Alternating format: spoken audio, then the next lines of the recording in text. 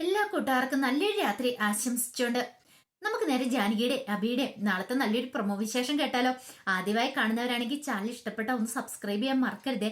അതോടൊപ്പം തന്നെ കണ്ടുകൊണ്ടിരിക്കുന്ന എല്ലാവരുടെ സപ്പോർട്ടും അതോടൊപ്പം തന്നെ വീഡിയോ ഇഷ്ടപ്പെടുവാണെങ്കിൽ ലൈക്ക് ചെയ്യാനും മറക്കരുത് കേട്ടോ. കാരണം നിങ്ങളുടെ ഓരോ ലൈക്കുമാണ് നമ്മുടെ മുന്നോട്ടുള്ള യാത്രയിൽ നമുക്ക് പ്രചോദനമായിട്ട് മാറുന്നത്. അപ്പൊ നമുക്ക് നേരെ നമ്മുടെ വീഡിയോയിലേക്ക് അങ്ങോട്ട് പോയാലോ.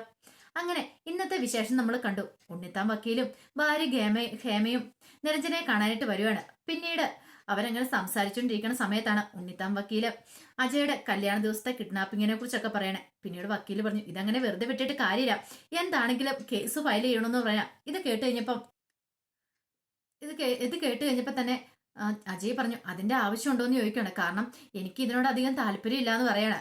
കാരണം മറ്റൊന്നുമില്ല, ഇനി ഒരു പ്രശ്നമായിട്ട് മുന്നോട്ട് പോകാനായിട്ട് പറ്റില്ല. ഇനിയിപ്പോ ആൾക്കാരൊക്കെ അറിഞ്ഞു കഴിഞ്ഞിട്ടുണ്ടെങ്കിൽ ഇതിനേക്കാളും വലിയ നാണക്കേട് വരാനില്ലെന്ന് പറയാം. പക്ഷെ വക്കീൽ അങ്ങനെ വിട്ടുകൊടുക്കാൻ തയ്യാറല്ലായിരുന്നു. വക്കീല് പറഞ്ഞു, ഇതിനിപ്പോ നാണക്കേണ്ട കാര്യം എന്താ, അങ്ങനെ ഒരു പ്രശ്നം നടന്നിട്ടുണ്ടെങ്കിൽ അതുമായിട്ട് മുന്നോട്ട് പോകാൻ തന്നെ ചെയ്യണ്ടേ, അല്ലാതെ ശരണും ഇതുമായിട്ട് എനിക്കൊരു ബന്ധമുണ്ടെന്ന് തോന്നില്ല, ശരൺ ഒരിക്കലും അങ്ങനെ ചെയ്യുമെന്ന് എനിക്ക് തോന്നില്ലെന്ന് വക്കീൽ തുറന്നു പറയാം. നമ്മുടെ അടുത്ത് കൂടിയിരിക്കുന്നവരെ നമ്മൾ ഒരു കാരണവശാലും വിശ്വസിച്ചുകൂടാ. അതിനകത്ത് നല്ലതാരാ ചീത്തയാരാന്നൊന്നും പറയാൻ പറ്റില്ല. ചിലപ്പോൾ നമ്മുടെ കൂടെ നിന്നിട്ടായിരിക്കും നമുക്കിട്ട് പണി തരുന്നതെന്നൊക്കെ ഉണ്ണിത്താൻ വക്കീല് പറയാണ്.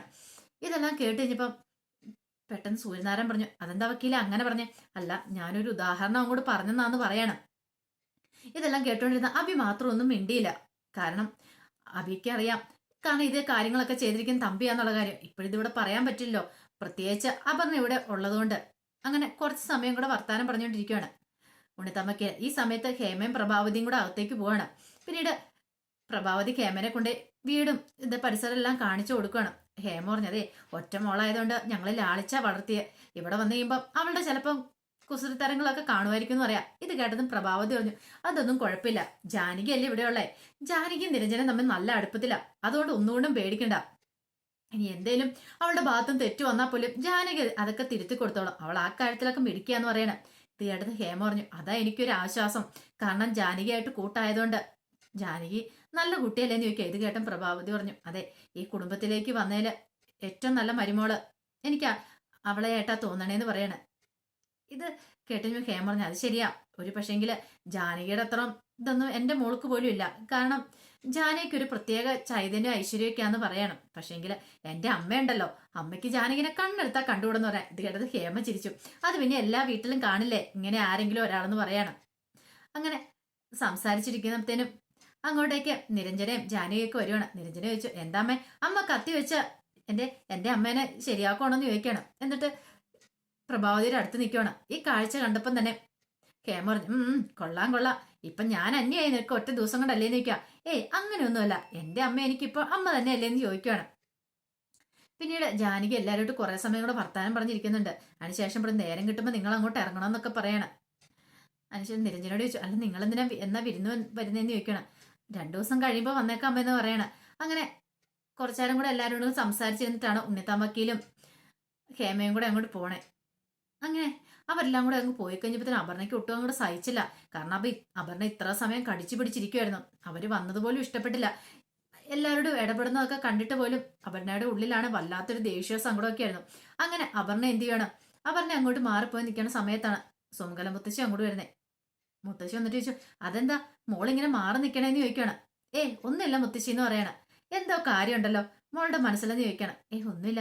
അല്ല മോളെ, അജയുടെ നിരഞ്ജനയുടെ കല്യാണം കഴിഞ്ഞു, നിങ്ങളുടെ കല്യാണം കഴിഞ്ഞിട്ട് ഇത്ര നാളായില്ലേ, ഇന്ന് തന്നെ പറഞ്ഞു കേട്ടോ അവർക്ക് ഹണിമൂൺ ട്രിപ്പ് പോണോന്ന്. എല്ലാരും ഇവിടെ സമ്മതിച്ചിട്ടുണ്ട്. അങ്ങനെയാണ് കല്യാണം കഴിഞ്ഞ ആദ്യമല്ലേ നിങ്ങളുടെ, ആദ്യം കല്യാണം കഴിഞ്ഞ് നിങ്ങൾക്ക് എന്താ ഹണിമൂൺ ട്രിപ്പ് പോയാൽ കുഴപ്പം? അമ്മലും മോളും ഇതിലായിട്ട് ഹണിമൂൺ ട്രിപ്പ് ഒരിടത്ത് ഒരു യാത്ര പോലും പോയിട്ടില്ലോ, അതെന്താന്ന് ചോദിക്കുകയാണ്.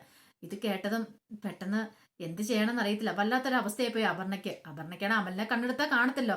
ഇനി അവന്റെ കൂടെ ഹണിമൂൺ ട്രിപ്പും കൂടെ പോയാൽ മതി, അതിന്റെ ഒരു കുഴപ്പവും കൂടെ ഉള്ളൂ. ഓർത്തിട്ട് അങ്ങോട്ട് തല പെരുക്കുന്ന പോലെ തോന്നുവാണ്. പെട്ടെന്ന് അപർണ പറഞ്ഞ, അത് മുത്തശ്ശി മോൾ ഇനി ഒന്നും പറയണ്ട, എന്താണെങ്കിലും ഉടനെ തന്നെ ഒരു ട്രിപ്പ് അങ്ങോട്ട് പ്ലാൻ ചെയ്യണം. ആ നിരഞ്ജന അജയും പോകുന്നതിന് മുമ്പ് തന്നെ നിങ്ങൾ പോണോന്ന് പറയണം. അയ്യോ പെട്ടു, ഇനി ഇപ്പൊ എന്ത് ചെയ്യും? പെട്ടെന്ന് അപർണ പറഞ്ഞു, വേണ്ട മുത്തശ്ശി, അതൊന്നും ശരിയാകത്തില്ലെന്ന് പറയണം. അതെന്താ? അതൊന്നും ശരിയാകത്തില്ല, ഇപ്പൊ ഹണിമൂൺ ട്രിപ്പ് ഒന്നും പോകുന്നില്ല, ഞങ്ങൾ പിന്നെ പോയിക്കോളാന്ന് പറയണം. അതെന്താ മോളെ അങ്ങനെ പറഞ്ഞേ? മോൾക്ക് എന്തെങ്കിലും ഇഷ്ടക്കേടുണ്ടോന്ന് ചോദിക്കാം. അല്ല ഇഷ്ടക്കേടൊന്നുമില്ല, ഇപ്പോഴും അമല് CEO ആയിട്ടല്ലേ ഉള്ളൂ. ഈ സമയത്ത് ഹണിമൂൺ ട്രിപ്പ് എന്ന് പറഞ്ഞ് കുറച്ച് ദിവസം മാറി നിൽക്കാന്ന് പറഞ്ഞാൽ അത് കമ്പനിയിലെ സംബന്ധിച്ച് അത് നല്ല കാര്യമല്ലല്ലോ. നേരത്തെയാണ് കുഴപ്പമില്ലായിരുന്നു, ഇപ്പൊ അമലിന്റെ തലയിൽ വലിയൊരു ബാധ്യത തന്നെയില്ലേ, അപ്പം മാറി നിൽക്കുന്നത് ശരിയാണോന്ന് ചോദിക്കോ. ഓ അത് ശരിയാണല്ലോ അല്ലേ, ഞാൻ ആ കാര്യം അത്രയ്ക്ക് അങ്ങോട്ട് ഓർത്തില്ല എന്ന് മുത്തശ്ശി പറയണം. അങ്ങനെ മുത്തശ്ശി അങ്ങോട്ട് പോകാൻ തുടങ്ങുമ്പോഴത്തേനും അപർണയുടെ ഫോണിലേക്ക് ഒരു കോള് വരുവാണ്. അപർണ പെട്ടെന്ന് കോളെടുത്ത് നോക്കിക്കഴിഞ്ഞപ്പോഴത്തേനും തമ്പിയാണ് വിളിക്കുന്നത്. തമ്പി വിളിച്ചിട്ട് അപർണയോട് ചോദിച്ചു, എന്തൊക്കെയുണ്ട് മോളെ വിശേഷം? ഇവിടെ നല്ല വിശേഷങ്ങളൊക്കെയാണ് നടന്നുകൊണ്ടിരിക്കുന്നത്. ഇന്നിപ്പോ ആ ഉണ്ണിത്താമ്പക്കീരും ഭാര്യയൊക്കെ വന്നിട്ടുണ്ടായിരുന്നു മോളെ കാണാൻ വേണ്ടിയിട്ട്. നല്ല സ്വീകരണം തന്നെ ഇവിടെ കൊടുത്തേന്ന് പറയണം. ഇത് കേട്ടതും തമ്പി പറഞ്ഞു, അവര് വരട്ടെ മോളെ, അതിനിപ്പോ എന്താ കുഴപ്പമെന്നോ. എനിക്ക് ഒട്ടും ഇഷ്ടപ്പെട്ടില്ല ഇങ്ങോട്ടുള്ള വരവ്. അത് മാത്രല്ല ആ നിരഞ്ജനയുടെ അഹങ്കാരം എനിക്കത് സഹിക്കാൻ പോലും പറ്റുന്നില്ല എന്ന് പറയണം. എപ്പൊ നോക്കിയാലും ഒരു ജാനിയടുത്തി എന്നൊരു വിളിയും ഒരു നടത്തവും മാത്രമേ ഉള്ളെന്ന് പറയണം. ഇത് കേട്ടതും തമ്പി പറഞ്ഞ, അതേ കാലം അവൾ അങ്ങനെ വിളിച്ചോണ്ട് നടക്കത്തില്ല മോളെന്ന് പറയണേ. അല്ല ഇനി എന്താ അച്ഛന്റെ പ്ലാന്? അതിന് നീയല്ല അവിടെ ഉള്ളേ, നീ അവിടെ ഉള്ളിടത്തോളം കാലം ഒരുത്തിമാരും അവിടെ വാഴാനൊന്നും പോകുന്നില്ലെന്ന് പറയാം. എന്റെ അച്ഛാ ഇത് പറയുമ്പോൾ കുഴപ്പമില്ല, പക്ഷെ പ്രാക്ടിക്കലായിട്ടൊന്നും നടക്കുന്ന കാര്യമല്ലെന്ന് പറയണേ. എന്ത് തന്ത്രങ്ങളൊക്കെ വെച്ചാലും അവസാനം അതെല്ലാം എന്റെ തലക്കിട് തന്നെ വന്ന് കൊള്ളുക. എനിക്ക് എന്ത് ചെയ്യണമെന്ന് അറിയത്തില്ല. ഇപ്പൊ തന്നെ ആണ്ടേ മുത്തശ്ശി വന്ന് പറഞ്ഞിരിക്കുക ഹണിമൂൺ ട്രിപ്പ് പോകണമെന്നൊക്കെ. ആഹാ നല്ല കാര്യമുള്ളോ, പിന്നെ നല്ല കാര്യം. എനിക്ക് അവൻ്റെ കൂടെ ഒന്നും പോകുന്ന ഇഷ്ടമില്ല. അത് മാത്രമല്ല ഈ സമയത്ത് CEO ആയിട്ടിരിക്കുന്ന സമയത്ത് അങ്ങനെ ഹണിമൂൺ ട്രിപ്പ് ഒന്ന് പോയി പറഞ്ഞ് മാറിയിരിക്കാൻ പറ്റുന്ന കാര്യമാണോ അച്ഛാന്ന് ചോദിക്കണം. അത് ശരിയാ, പക്ഷേങ്കില് ആ നിരഞ്ജന അജയം കൂടെ ട്രിപ്പ് പോവാന്ന് പറഞ്ഞെന്ന് പറയാം. അതിനു മുമ്പ് എന്നോട് ട്രിപ്പ് പോകണമെന്ന് മുത്തശ്ശി പറഞ്ഞിരിക്കുന്നത്, എനിക്ക് എന്ത് ചെയ്യണമെന്ന് അറിയത്തില്ല എന്ന് പറയാം. ഇത് കേട്ടെന്ന് തമ്പി പറഞ്ഞു, ആഹാ മോളെ അവർക്കൊട്ടൊരു പണി കൊടുക്കാൻ പറ്റിയൊരു സമയമാന്ന് പറയണേ ഇത്. ആർക്ക്? ആ ജാനകിക്കിട്ടും നിരഞ്ജനയ്ക്കിട്ടും ഒക്കെ. പണിയോ എന്ത് പണി? അതൊക്കെ ഞാൻ പറഞ്ഞുതരാന്ന് പറഞ്ഞോട് തമ്പി കുറച്ച് കാര്യങ്ങൾ അങ്ങോട്ട് പറയണം. എല്ലാം ഇങ്ങനെ ശ്രദ്ധയോടെ കേട്ടിരുന്നു. അതെന്ത് കാര്യങ്ങളൊന്നും പറയുന്നില്ല, അതിന് ഫുൾ വിശേഷം വരുമ്പോഴേ അറിയത്തുള്ളൂ കേട്ടോ. അങ്ങനെ പറഞ്ഞു കൊടുത്ത് എല്ലാം കേട്ട് കഴിഞ്ഞപ്പോൾ തന്നെ അപർണ പറഞ്ഞു, ശരിയോ ഓക്കെ ഡാഡി, ഇത് ഞാൻ സമ്മതിച്ചിരിക്കുന്നു. എന്താളും ഡാഡിയുടെ ബുദ്ധി അപാരം തന്നെയാന്ന് പറയണം. ശരി ഞാൻ ഇങ്ങനെ തന്നെ ചെയ്യാന്ന് പറയണം എന്നും പറഞ്ഞിട്ട് അങ്ങോട്ട് പോവാണ്. ഈ സമയത്ത് ജാനകി കേട്ടായിരുന്നു അപർണയോട് മുത്തശ്ശി പറയുന്നത് ഹണിമൂൺ ട്രിപ്പ് പോകുന്ന കാര്യമൊക്കെ. അപ്പൊ ജാനകിക്കല്ല അപർണയ്ക്ക് സമ്മതമല്ല എന്നൊക്കെ അപർണ പറയുന്നതും കേട്ടായിരുന്നു. പിന്നീട് അപർണ നേരെ ഹാളിലേക്ക് ചെല്ലുവാണ്. ഹാളിലേക്ക് എന്നപ്പോ അവിടെ ഹാളിൽ എല്ലാവരും തന്നെ ഉണ്ടായിരുന്നു. പിന്നെ അപർണ എന്നിട്ട് അതെ എനിക്കൊരു കാര്യം പറയാനുണ്ടെന്ന് പറയാം. എന്ത് കാര്യം? അല്ല ഒരു ഹണിമൂൺ ട്രിപ്പ് പോകുന്നതിനെ കുറിച്ചാന്ന് പറയാം. ഇത് കേട്ടതും പെട്ടെന്ന് സൂര്യനാരായൺ പറഞ്ഞു, ഹണിമൂൺ ട്രിപ്പ് പോവാണെങ്കിൽ അമലിനും നിരഞ്ജനയ്ക്കൂടെ പോകാലോ എന്ന് പറയണം. മുത്തശ്ശി പറഞ്ഞു, അമലിനും അപർണയ്ക്കൂടെ പോകാലോ എന്ന് പറയണം. ഇത് കേട്ടത് മുത്തശ്ശി പറഞ്ഞു, ഞാൻ മോളുടെ മുമ്പേ അതിനെക്കുറിച്ച് സംസാരിച്ചാണല്ലോ എന്ന് പറയണം. പെട്ടെന്ന് തന്നെ അപർണ പറഞ്ഞു, അല്ല മുത്തശ്ശി അത് പിന്നെ ഞങ്ങൾ രണ്ടും അല്ല, എല്ലാവരും കൂടെയാണോ ഹണിമൂൺ ട്രിപ്പ് പോകുന്നത് എന്ന് അമൽ ചോദിക്കണം. അത് പിന്നെ ഹണിമൂൺ ട്രിപ്പ് ആകുമോ? അല്ലെങ്കിൽ എനിക്ക് എന്നോടൊന്നും ഒരു താല്പര്യം ഇല്ലെന്ന് പറയണം. ഇത് കേട്ടതും അപർണ പറഞ്ഞു, അതെന്താ അമലെ അങ്ങനെ പറയണേ? എല്ലാരും കൂടെ ട്രിപ്പ് പോകണം, നല്ല രസമായിരിക്കില്ലേ? എല്ലാരും കൂടെ ഒരു വണ്ടിക്ക് പോകണം. ഇതിപ്പെന്ന് പറഞ്ഞിട്ടുണ്ടെങ്കിൽ എല്ലാരും കൂടെ ഇവിടുന്ന് പോകുമ്പോൾ 1-2 വണ്ടി എടുത്തല്ലേ. ഇതങ്ങനെയല്ല, എല്ലാരും കൂടെ ഒരു ബസ്സിൽ ഒരു ട്രാവലർ അങ്ങോട്ട് പോവാണെങ്കിൽ എല്ലാവർക്കും കൂടെ അടിച്ചു പൊളിച്ചൊരു യാത്രയാവും, നല്ല രസമായിരിക്കില്ലേന്ന് ചോദിക്കണം. ഇത് കേട്ടപ്പം പ്രഭാവതി പറഞ്ഞു, ആഹാ അത് കൊള്ളാലോ, അത് നല്ലൊരു ട്രിപ്പായിരിക്കും അല്ലേന്ന് ചോദിക്കുക. നിരഞ്ജനയുടെ അല്ല, ഇടയ്ക്കിടയ്ക്ക് പേര് മാറിപ്പോട്ടോ. അപർണയുടെ ഈ ഐഡിയ എന്താണെങ്കിലും ബാക്കി എല്ലാവർക്കും അങ്ങോട്ട് ഇഷ്ടപ്പെട്ടു. പക്ഷെ അമലിന് അങ്ങോട്ട് ഇഷ്ടപ്പെട്ടില്ല. അമല് പറഞ്ഞു, എനിക്കൊന്നും പറ്റില്ല, ഞാൻ എന്താണ് ഇല്ലാന്ന് പറയണം. സൂര്യനാരായൺ പറഞ്ഞു, അതെന്താടാ ഇപ്പം നിനക്ക്?